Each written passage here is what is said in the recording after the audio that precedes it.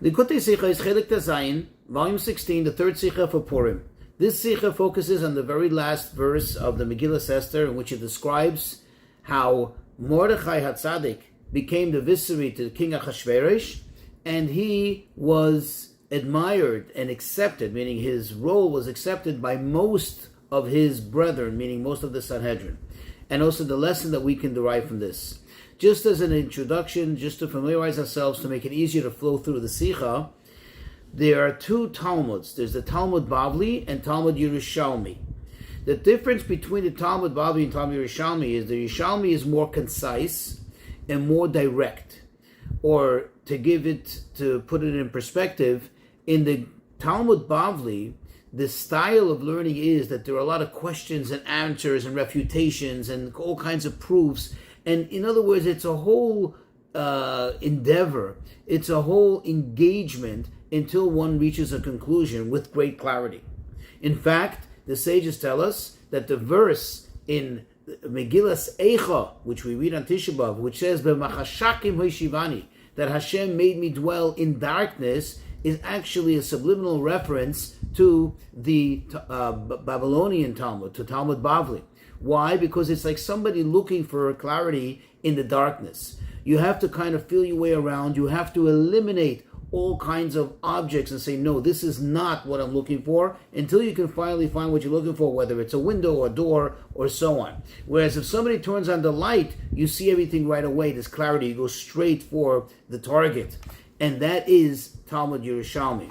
In general, whenever there's a debate, whenever there's a difference of opinion between Bavli and Yerushalmi, between the Babylonian and Jerusalem Talmud, the halacha is like the Bavli, because that is one that relates more to our reality. So let's go into the Sicha. On the very last verse in the Megillah, where it says, Ki Mordechai HaYehudi Mishtel HaMelech Achashverosh, that Mordechai, the Yehudi, was the viceroy for King Achashverosh. V'godol HaYehudim, he was great by all the Jews. V'ratzui l'roiv echad, he was accepted by most of his brethren. So the Chazal tell us in the Gemara that it says here l'roiv echad, to most of his brethren. It doesn't say to all his brethren. This teaches us that actually some of the Sanhedrin parted from him, his brothers, quote unquote, meaning his colleagues, the Sanhedrin, some of them parted from him. And Rashi explains the reason, because because of his duties now, he neglected his engagement in Torah, he neglected from the words of Torah, and he went into governance, and therefore they separated from him. This was not their style. Then the Gemara, after saying this, the Gemara continues and it says, quote, greater is the learning of Torah even more than saving lives, than Atzalas Nefashos. And it brings a proof for it, because there's a very similar narrative described in the two biblical books. One is Ezra, and one is Nehemiah. And it describes a certain appearance by some of the great ascent, by some of the great leaders of the time. And there it enumerates amongst them also Mordechai. However, in Ezra, which is an earlier book than Nehemiah, in Ezra, it enumerates him after four names, meaning it states Mordechai's name after listing four names, meaning he's the fifth position. Whereas in the book of Nehemiah, it enumerates him, it lists him after five names, meaning he's in the sixth position. So the Gemara concludes that because he became, like a minister, he became part of the government, and he, so to speak, went down from his importance by the Chachamim. Therefore, but in a later book in Nehemiah, he's already counted later in line of importance of greatness.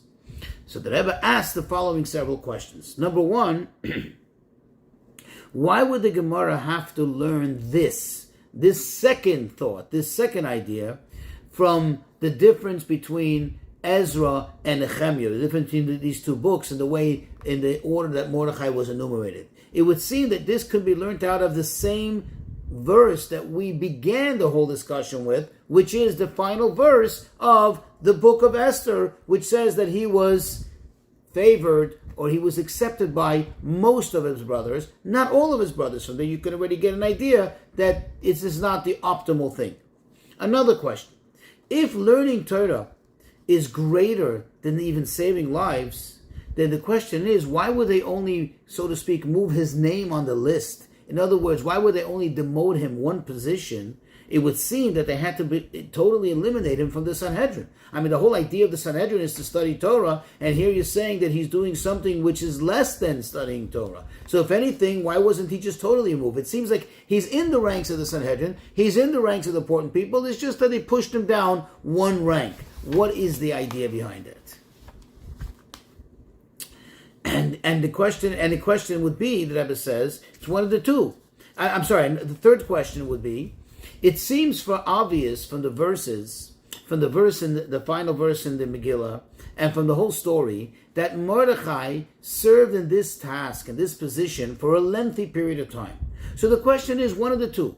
Either Mordechai should have taken the time to prove to everyone the righteousness of his way, meaning he should have made the effort to explain to those members of Sanhedrin that didn't agree with him why this was the correct thing to do, or he should have just, resigned from the position of Sanhedrin. In other words, it seems like he stayed in the Sanhedrin, but yet he wasn't part of the Sanhedrin in the sense of studying Torah, and he was serving other causes, other purposes. So the Rebbe says the explanation of all of this is as follows. When we look at the words, the actual word that the Gemara stresses, and that is l'roiv echad, that he was found favorable, he was accepted by most of his brothers. What does that tell you? That only some didn't accept him, only some disagreed with him, but most of his colleagues actually agreed with him. Most of his colleagues actually felt that he was doing the correct thing. And therefore, from this verse, not only there's no proof that learning Torah is greater than saving lives. In fact, just the opposite. Over here, you can say that saving lives, meaning helping the Jewish people, seeing to their needs, is actually greater than studying Torah. And how is that? Well, it's proven by the fact that, quote, most of his brethren, most of his colleagues were actually in favor of what he was doing. And also now we can understand why he only pushed it over one position in the order between, Nehemiah and Ezra. You see, it's not saying that he's in the wrong. Not at all. He wasn't in the wrong at all. It's just saying that they didn't take him out of the list. They didn't take him out of the ranks of the great Jewish leaders. He was still there in the Sanhedrin, and therefore he's there, he's enumerated, his name is there, but he's not maybe perhaps in the same position as before, because the fact is that he did need to spend most of his time occupied with communal matters, with government matters, versus actual study of Torah. So everything seems to make sense and fall into place. However, there's still some questions that remain. Number one, if indeed, like we just said, it was justified, and to most of Sanhedrin it was justified, then how come there were some that actually did separate from him?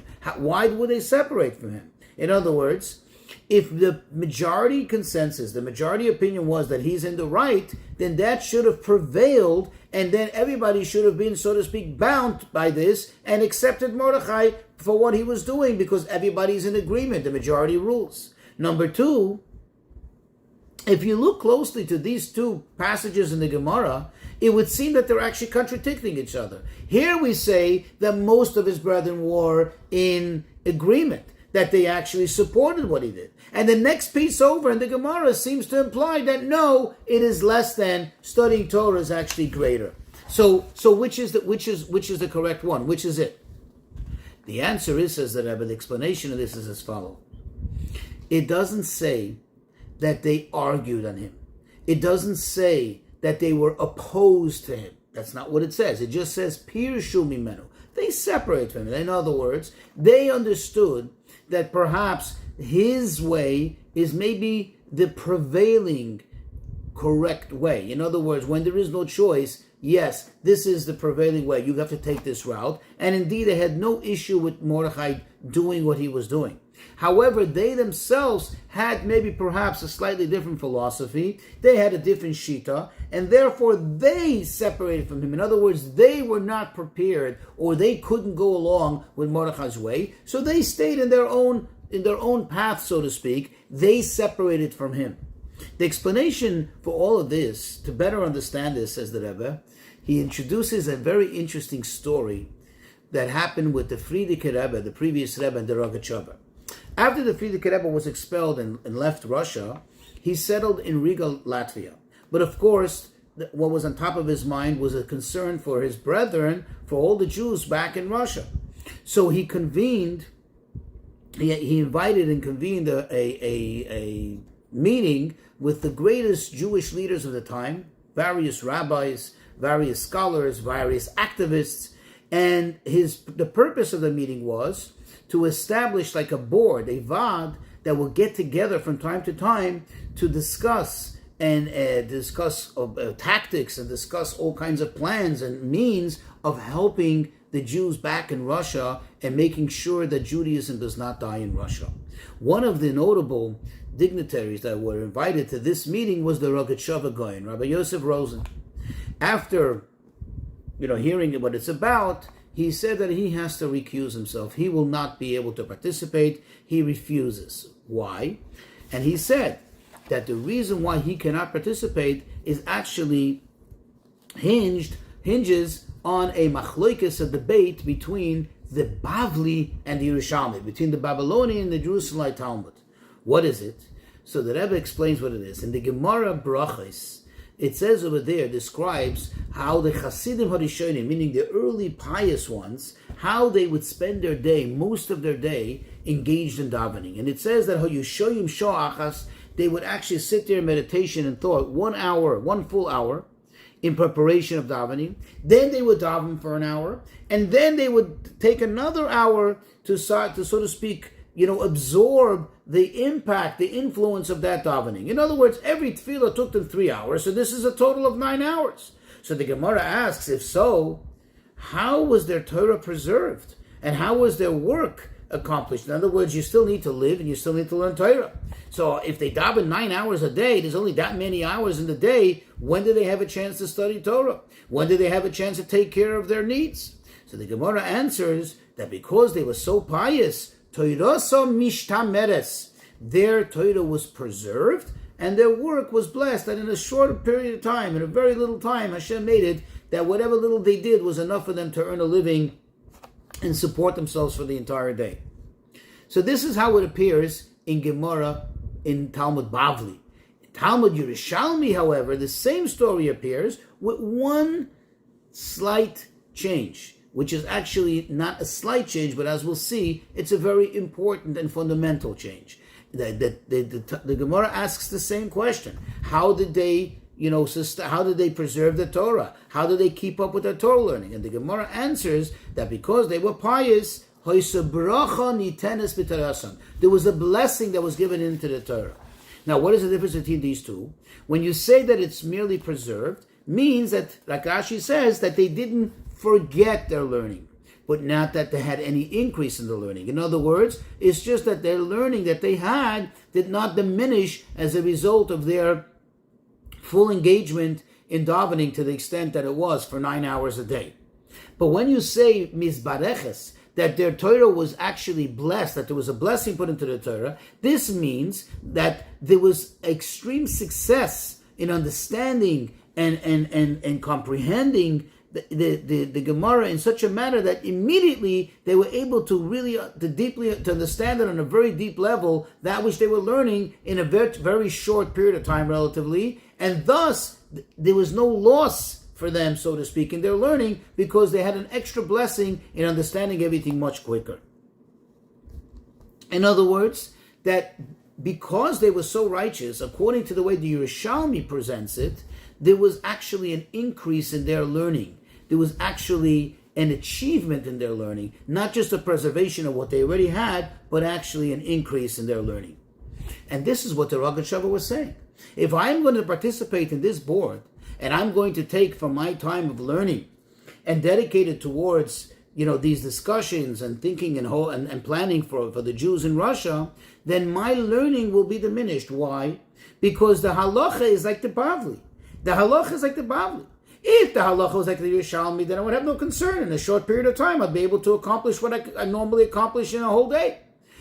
But since the halacha is like the Bavli, in other words, I need to continuously increase my Torah knowledge. go more and more and more, that's my task. If I go according to the Bavli, which that's the halacha, I'm not going to be able to increase because I'm not going to have the time available. And the time that I have available will only help me in preserving the Torah from the past. And the Rebbe says a very interesting thing, that if we actually look closely, we'll appreciate that this difference between the Bavli and Yerushalmi is not just a debate, but is actually fundamental and inherent in the style of learning. As we said in the introduction, the Bavli style of learning is in a manner of, quote, darkness. We have to search. There's so much detail, there's so much nitty-gritty to go through until you reach the conclusion. And that requires a lengthy period of time. You can't just, so to speak, catch it right there in the moment on the fly. You need to engage in the actual process in order to fully understand it. Whereas the Yerushalmi, it goes straight to the point. So if you have that extra blessing, there's such clarity, and you have now added clarity, then you get straight to the point right away, and then that can work. And says the Rebbe, now we can appreciate the difference between Mordechai and those people of the Sanhedrin, that minority in the Sanhedrin who separated from him. You see, most of the Sanhedrin, where are they from?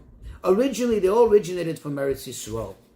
However, some of them spent a lengthy amount of time in Bavel, perhaps even over 50 years. And perhaps, therefore, you can say they became somewhat influenced by that style of learning. In other words, by that style of engagement in the procurement of Torah knowledge, they already became conditioned by the Babylonian style, by so to speak, the same way as the Talmud Bavli, by that type of approach to studying Torah.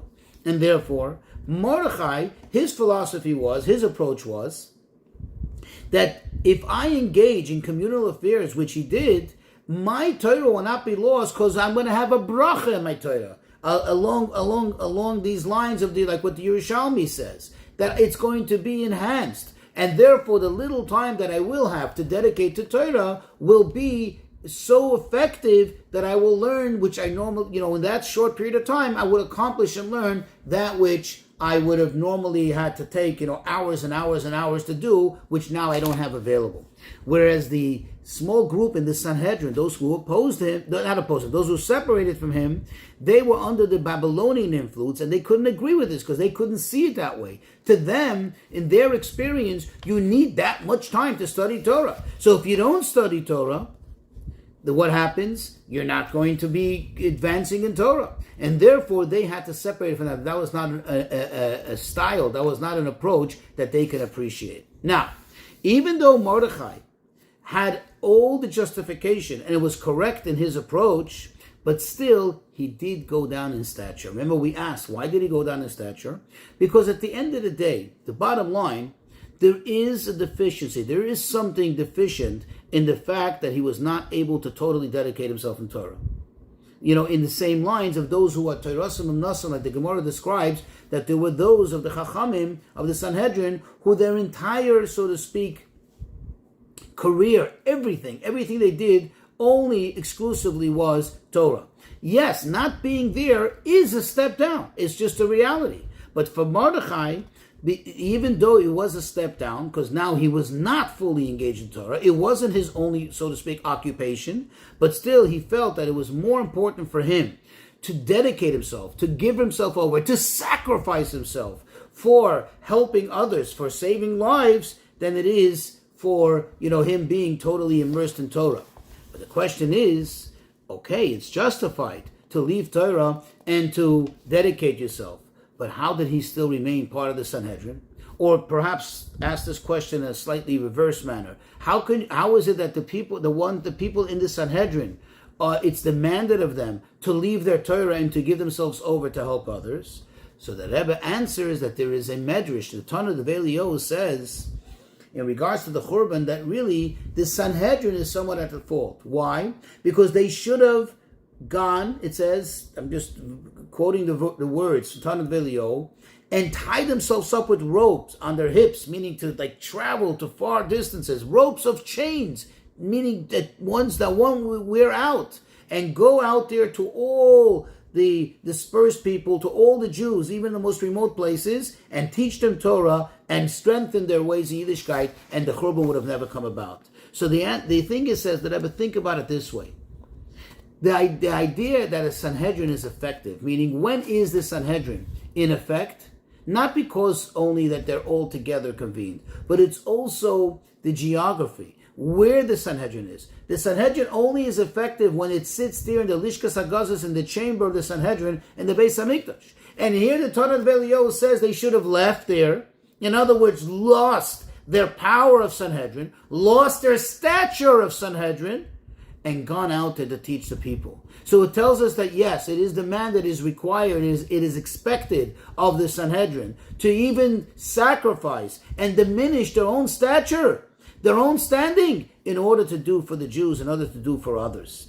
And that their main task is to teach the Jewish people, to teach others, even if that requires to step down, so to speak, a little bit from their own greatness. And this is what happened to Mordechai. Mordechai had an obligation to, so to speak, step down. Yes, he did step down. It is a step down. You can't argue with that. That is a fact. But he had the obligation to do it and to totally dedicate himself to help his brethren, because this is the benefit of the majority. And it says the Rebbe that we actually saw this conduct by his shver, by his father-in-law, the previous Rebbe, that he would, quote, steal from his own time learn from own time of learning and serving Hashem, in order to deal with communal matters and literally to save lives, to atzolos nefashos. Not only did he do it himself, but he also demanded it and required it from the greatest of his students, the most studious of the Talmidim and Toichet Mimim. He demanded of them that in their time, from that, instead of them being able to dedicate more time to Torah, that they should go out there and get involved in communal affairs such as establishing chadarim, schools, and communal activities for children, for Jewish children, to raise the money, even to do all the procurement, just that there should be this toiva, this benefit for the rabbim, for others, for other Jews. And he didn't. He what's it called again? He knew that they're going to lose from this. He understood that they're going to, so to speak, step down from their own Torah learning, but still he demanded it from them and he demanded it from himself.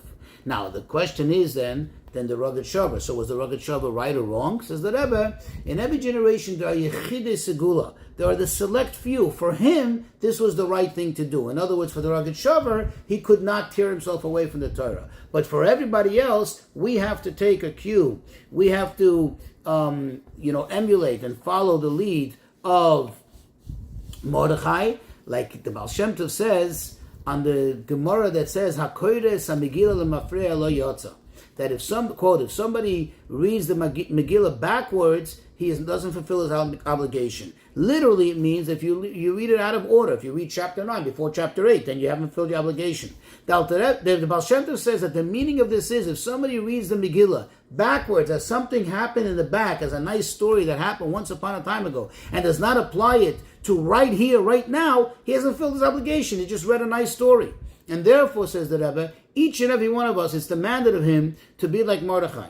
That even if you have to take a step down, even if you have to, so to speak, lose your stature a little bit, you still have to dedicate yourself fully and totally to helping other Jews and to bring benefit to the masses of Jews, even if you're going to lose a little bit from this. And this is the reason, says the Rebbe, we find something phenomenal. There's those who are oiskim b'tzorchet tzibur, people who are engaged in communal matters, versus the Talmidei Chachamim that are toirosam umnasam, that their only endeavor is Torah. The Chachamim that are only endeavor Torah, when it comes the time of saying Shema, they have to stop and say Shema. But the halacha is in the Rambam that if somebody is engaged in communal affairs and he cannot stop, then he is patur. He's not obligated to stop what he's doing in order to say Shema. He's exempt from saying Shema. And if this is when it comes to just helping Jews, begashmias, saving lives, literally, how much more so when it comes to saving spiritually the lives of a Jew.